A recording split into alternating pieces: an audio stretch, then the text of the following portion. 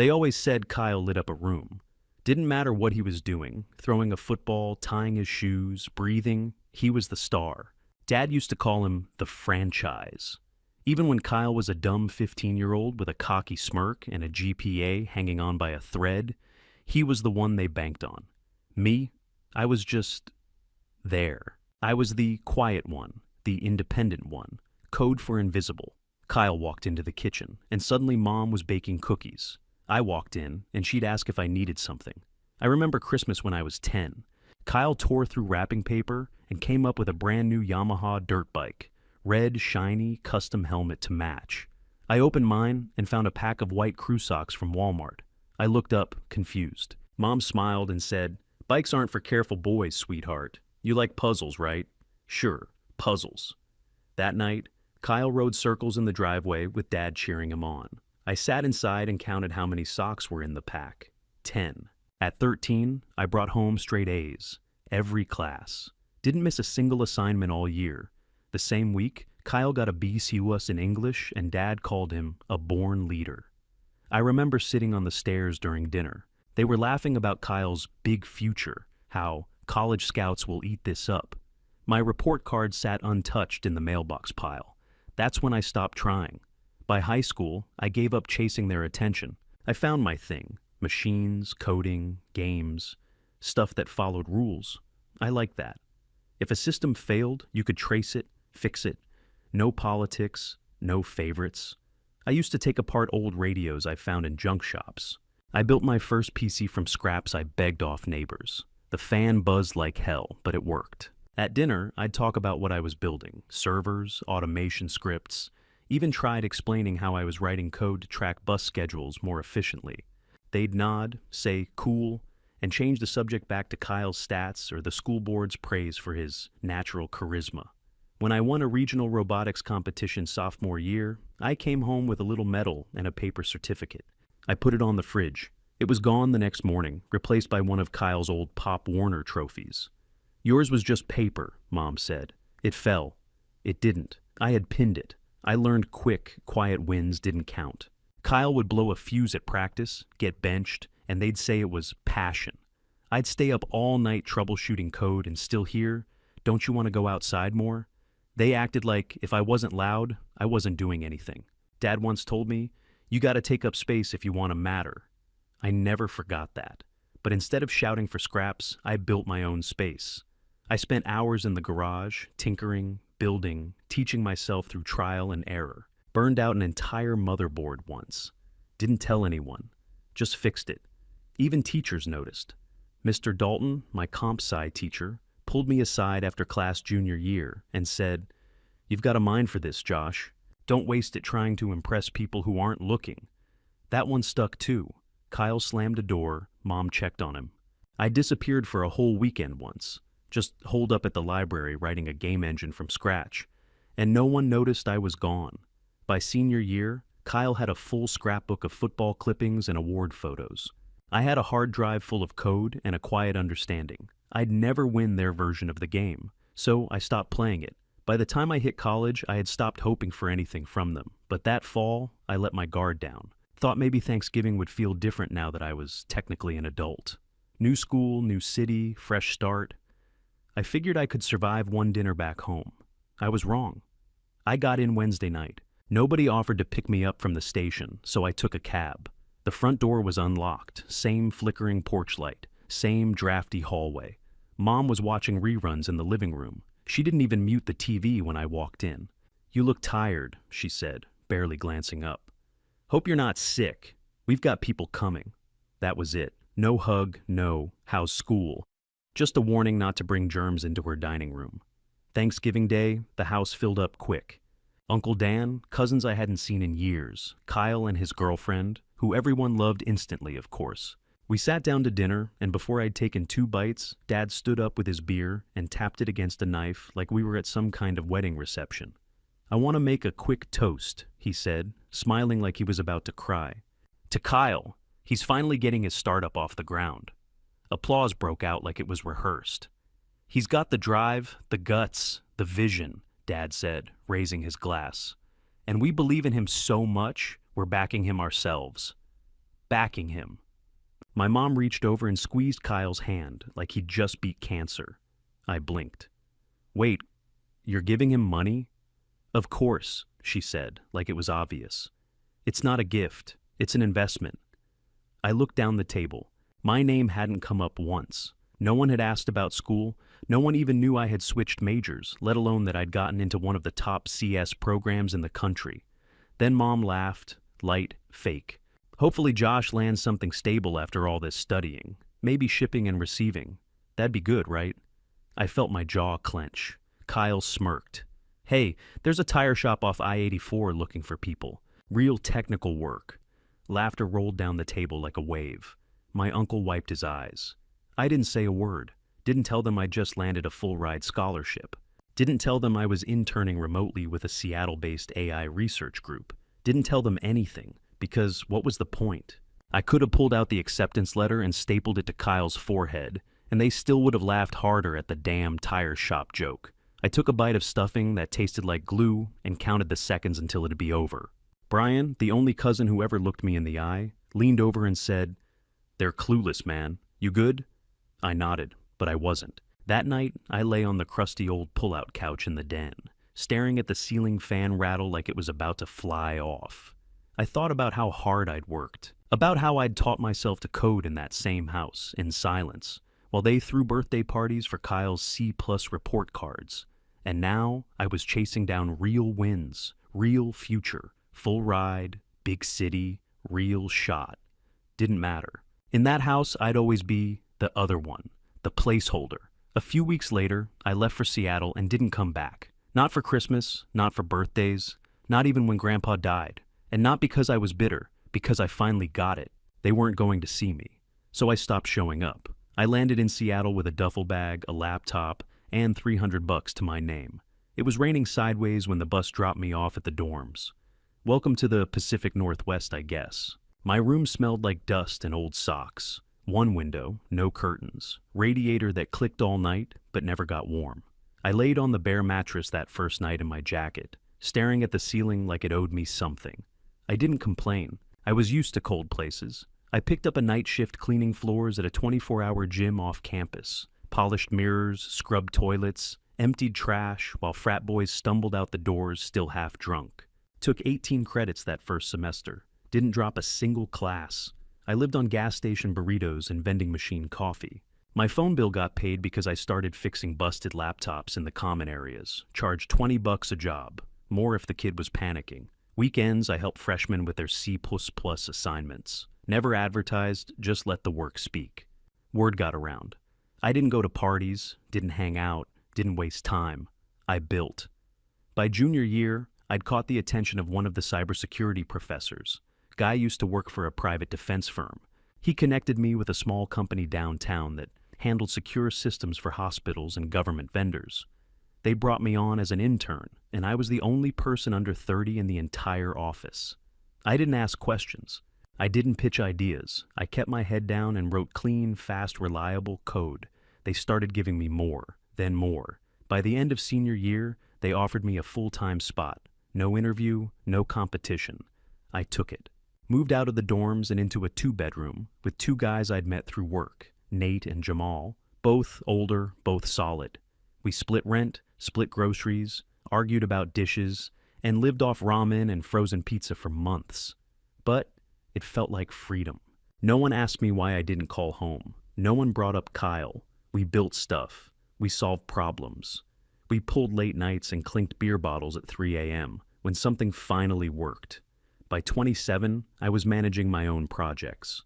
By 29, I was lead architect on a system for a federal contractor. Contract I can't name, but I'll say this. They were paying a lot of people a lot of money to make sure their data didn't leak. And the core infrastructure, the thing that stopped a breach cold when it came from overseas, that was mine, my code, my logic. Nobody touched it without running it through me first. When the alert hit, I was already on my second Red Bull, watching the logs like I had a sixth sense. I flagged it, tracked it, shut it down, wrote the report, and had it on the desk of the CTO before anyone else even clocked in. They gave me a bonus. A plaque I never hung. What mattered was, for the first time, I was the person people depended on. Not tolerated, not ignored, trusted. There were no toasts, no fridge magnets. But when I walked into the office, people listened, and that was everything I'd never gotten back home. I turned 31 the same week the licensing deal closed, over 400 grand. My cut after taxes came out to just under 170. I stared at the number in my bank account for a full minute. No smile, no yelling. Just sat there and breathed. Then I got up, walked out of my apartment, and bought a condo the next day. 2-bedroom, corner unit, full mountain view from the balcony. Smart locks, smart lights, secure garage. Fully paid. No mortgage, no strings. I signed the paperwork, shook the realtor's hand, and drove straight to Home Depot for a mop and a plunger. That first night, the place echoed. No furniture, no TV. Just me sitting on the floor with a six-pack and a folding chair I borrowed from Jamal. That weekend, my crew came through with pizza, paper plates, and a bottle of cheap whiskey with a Post-it note on it that said, "For emergencies only." Nate brought a box with a single coffee mug inside, black with white letters. "Still Waters run the show." I kept it, still have it. No balloons, no toasts, no long speeches, just a few guys who knew the climb and respected the work. That night, after everyone left, I stood in the kitchen, cracked one last beer, and opened my phone. One new message. It was from Brian. "Your mom wants to know if you're coming for Christmas." That's all it said. Not, "How are you?" Not, "We miss you." Not even a damn emoji. Just a dry, flat, recycled family obligation. I stared at it. Didn't reply, not right away. I walked through my new place instead. Bare floors, blank walls, the buzz of possibility in every corner. This wasn't luck. This was mine. Every night shift. Every ignored holiday. Every time they called me quiet like it meant less. I built something they never even thought I was capable of. And still, part of me stood there waiting for a better message. Something more than just "come home." But I knew better. This wasn't about them. It was about me. If I went back, it wouldn't be for closure. Wouldn't be to make peace or prove anything. It'd be to see it clearly, once and for all. To walk into that house with nothing left to hope for. Nothing left to earn, just facts. So I grabbed my phone, sat down on the cold floor, and opened my calendar. I pulled up to the house around 4 on Christmas Eve. Same peeling siding, same dead weeds choking the walkway. That busted plastic Santa still nailed to the roof, like it had survived a war and nobody had the heart to take it down. I sat in the car for a second, staring through the windshield. No lights on outside, just gray sky and a porch light flickering like it might quit at any second. When I knocked, Mom opened the door like she forgot who she was expecting. One-armed hug, no eye contact. Her perfume hit like something expired. "Well, look who made it," she said flat. I stepped inside. The carpet was the same. The furniture looked like it had lost the will to live. Kyle's voice echoed from the dining room before I even took my coat off. "Babe, get the ginger ale. Mom gets dizzy if she stands too fast," he said, all charm and volume. Everyone was already there. Brian, a few cousins, Aunt Cheryl, Dad, Kyle's pregnant wife, Sarah, I think, and a whole lot of fake cheer. As soon as I walked in, Kyle made eye contact and gave me that smile he's been using since middle school, the one that said he already won. "Josh," he said loud, like he owned the room. "Thought you weren't doing holidays anymore." I changed my mind. "Bold," he said, walking over. "You know the rules. Once you go rogue, the door's not always open. Guess you're lucky I knocked." He laughed like I was joking. Dinner wasn't ready yet, so people stood around picking at deviled eggs and cheese cubes. Kyle held court in the middle, telling stories about his new app like it was already changing the world. I kept to the edge. No one asked about me. No, "How's work?" No, "What have you been up to?" When Mom finally gave the tour, like I'd never lived there, she pointed to the den and said, "We made the couch up for you. Hope that's okay. Your room's Kyle's office now." Of course it was. Dinner came, and I got stuck at the corner of the table, half my chair in the walkway. Every time someone needed to grab a napkin or more wine, I had to shift sideways like furniture. Plates passed right over me. Someone handed Kyle 2 rolls. I didn't get one. Kyle poured himself a drink, leaned back and said, "So, Dad, about the capital raise." And here it came. He launched into this pitch, full of buzzwords, zero structure. talking about monetizing the user journey, AI optimization, and some half-baked plan to gamify grocery shopping. Dad nodded like he was hearing gospel. We just need some runway, Kyle said. 200 grand, give or take. Once we hit Series A, it's off to the races. No one blinked, no one questioned it. They were hanging on every word like he was Steve Jobs with a tan. Then Kyle turned toward me. What about you, Josh? You still cleaning keyboards in basements? I didn't flinch. I lead infrastructure at a cybersecurity firm in Denver. Government contracts, large scale. We closed a deal last quarter that paid out mid-six figures.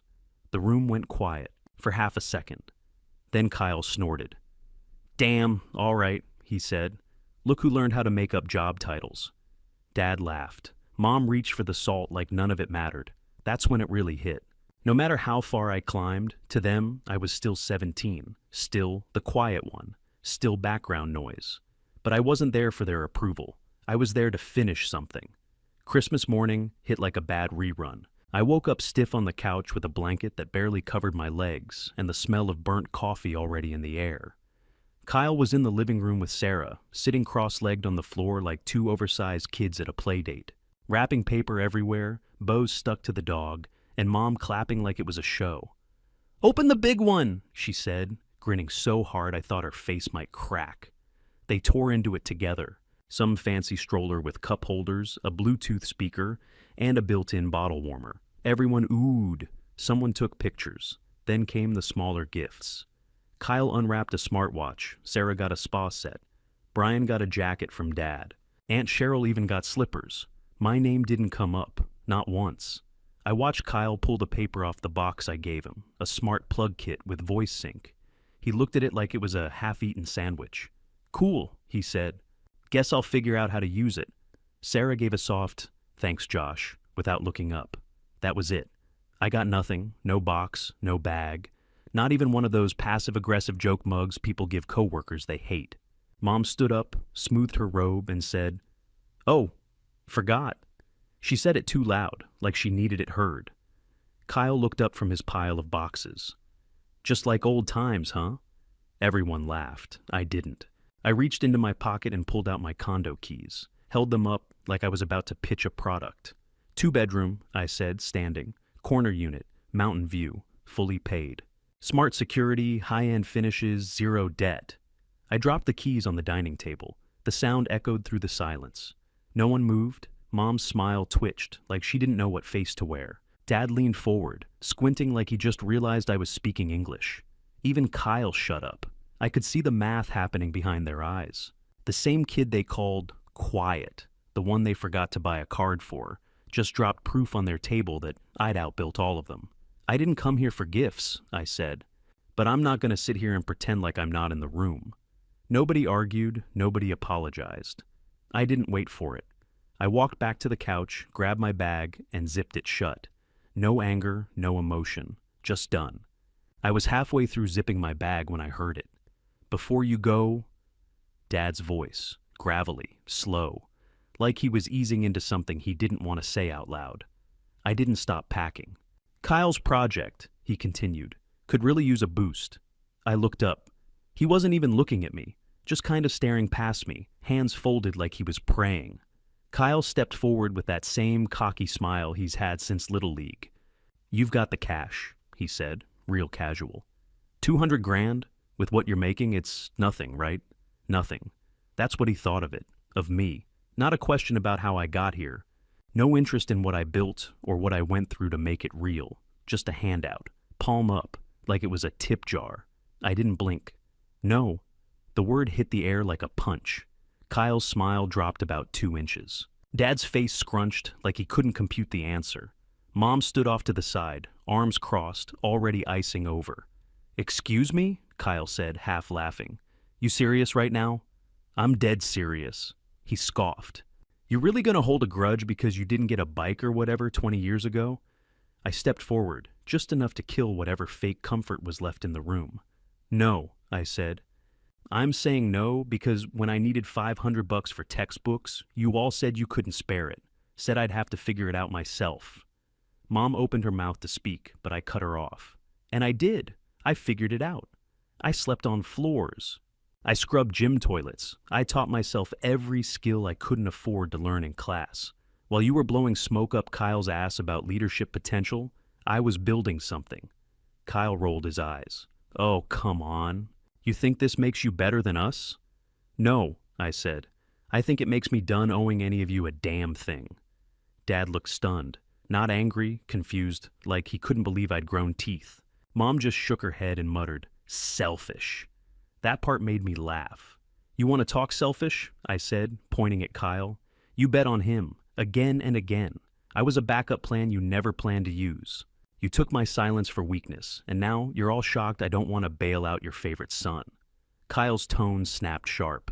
This isn't a bailout. It's family helping family. No, I said, grabbing my bag. It's a pattern, and I'm not playing along. I walked toward the front door, my boots hitting the floor harder with each step. Dad called after me, voice raised. You'd really walk away from us over money? I turned once. It's not the money, I said. It's the disrespect. It's the history. It's the fact that I showed up finally and still, nothing's changed. You don't get to act like I'm cold when you've been freezing me out since I was a kid. They didn't respond. Just stood there, mouths half open, eyes wide. I walked out without another word, my suitcase dragging behind me like a verdict. It thumped over the cracked porch boards, wheels catching on the edge. I didn't look back, but they followed. Josh, wait, Mom called out. You're being selfish, Dad snapped. Ungrateful as hell. I kept walking. You're cold, someone muttered. Might have been Kyle, then louder. We're family. That made me stop, just for a second. I turned around, looked straight at Dad, and said, You mean, now we are? He opened his mouth, but nothing came out. So I left, tossed my bag in the trunk, slammed the door, and drove off without checking the rear view. I crossed 2 state lines before I even let myself feel anything. The phone buzzed nonstop. Texts, missed calls, voicemails I didn't play. I ignored them all. It wasn't anger, not even hurt, really. Just done. Somewhere past Cheyenne, I pulled into a rest stop. Gray sky, biting wind, the smell of truck diesel and old vending machines. I sat in the car with the engine running and scrolled through the messages. Mom, you embarrassed us. I hope you're proud. Dad, come back and talk like a man. Kyle, enjoy your condo, you smug asshole. I blocked them one by one, clean, final, all except Brian. He didn't send a wall of text. Just one line, they say you turned your back. I stared at it for a minute, then typed, maybe now they'll stop acting like I owe them something. I pulled back onto the road, didn't stop again until Denver. Walked into my condo, dropped my bag by the door, kicked off my boots. The silence hit different, heavy but calm. Like the noise I'd been dragging behind me finally let go. I opened the fridge, grabbed a beer, and stood at the window. The skyline blinked under the night sky, mountains outlined in soft black. And for the first time in days, I breathed. Not shallow, not careful, deep, real. Like I'd finally stepped out of a house where I was never more than a shadow and into a place I actually owned. Not just the condo, the peace. It's been almost 8 months since that Christmas, since I shut the door and didn't look back. Got promoted in April, lead security architect. Big title, bigger respect. My name's on more than just code now. It's on decisions, contracts, architecture. I built a team that runs like I always wished a family would. People who listen, ask questions, don't pretend to know everything. We don't waste time on ego. We solve problems. I met Rachel at a startup expo in Austin back in May. She wasn't loud or pushy, just smart, focused, understood when to speak and when to just let a moment sit. We've been seeing each other ever since. No drama, no tests, just real. She knows about my family, the whole mess. She didn't flinch when I told her, didn't try to fix it, didn't tell me to forgive anybody. Just nodded and said, sounds like you did what you had to. Brian still checks in now and then. He told me Kyle's startup tanked back in July. Money's gone. Investors walked. Kyle moved back in with Mom and Dad. Now they tell people I abandoned them, that I got too big for my roots, that I lost my values. Let them. They don't get to rewrite the ending just because they didn't like their part. I've stopped explaining. This life, I earned it. Nobody handed it to me. Nobody cleared a path. I got here by doing the work, by staying up when I was exhausted, by pushing through when no one was watching, by surviving being overlooked and deciding that was never going to happen again. Would you have said yes to Kyle if you were in my shoes? Drop your answer in the comments. And if this hit home, like and subscribe for more stories that don't sugarcoat real life.